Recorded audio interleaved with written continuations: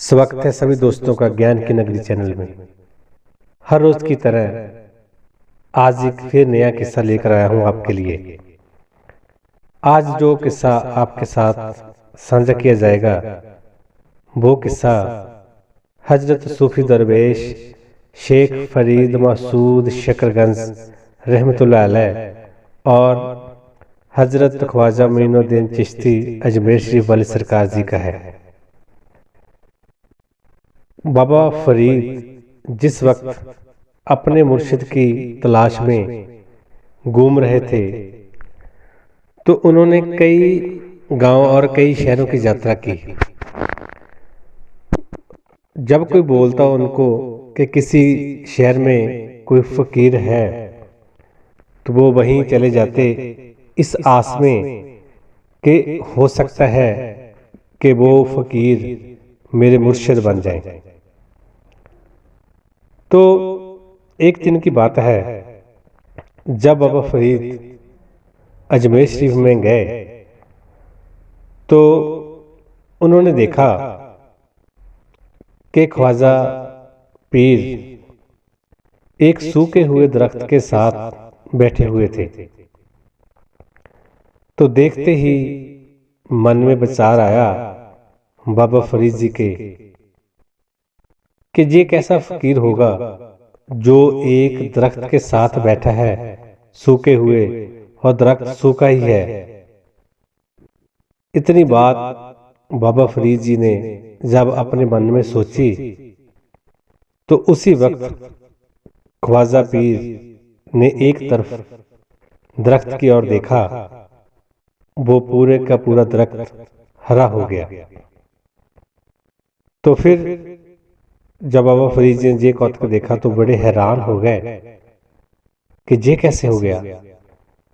तो कुछ पल के बाद फिर वो दरख्त सूख गया।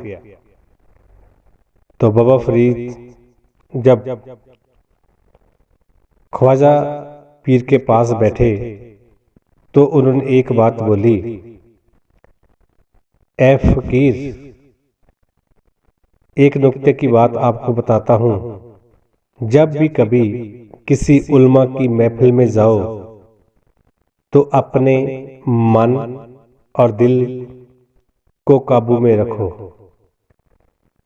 अगर हम अपने मन और दिल को काबू में रखेंगे तो फिर अच्छा होगा, क्योंकि ये जो उल्मा होते हैं, फकीर होते हैं, पूर्ण संत होते हैं, कामल मुर्शिद होते हैं, जे जुबान की बात तो सुनते हैं, जे दिल की बात भी सुन लेते हैं। तो फिर ख्वाजा पिया ने बोला, अब मैं आपको अपना मुरीद नहीं करूंगा। आपने मुरीद होना है तो आप दिल्ली में चले जाएं हजरत बख्तियार काकी जी के पास, वो आपको मुरीद करेंगे। कहते कि जब बाबा फरीद ये बात सुनी तो उसी वक्त वहां से दिल्ली की तरफ चले गए। जब दिल्ली पहुंचे तो क्या देखा कि जो डेरा था हजरत बख्तियार काकी रहमतुल्लाह अलैह जी का, किसी से पूछा कि ये हजरत बख्तियार काकी जी का डेरा है?